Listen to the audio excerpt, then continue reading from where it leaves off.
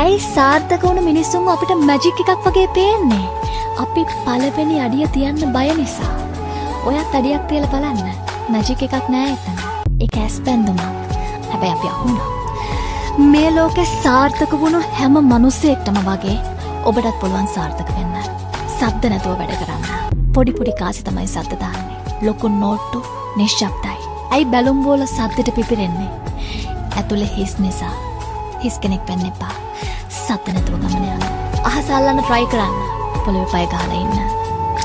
සමහර වෙලාවට ප්‍රශ්න අපේ ගමනට බාධා කරනවා. දෙයක් කරන්න ඕනේ නම් එයා කොහොම හරි ඒක කරනවා.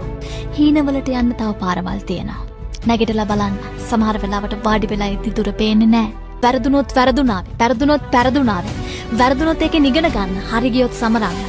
වැරදෙන්න පුළුවන් නම්, පෙරදෙන්න පුළුවන් නම් ඇයි හරියන්න බැරි කියලා හිතාගෙන උත්සාහ කරන්න.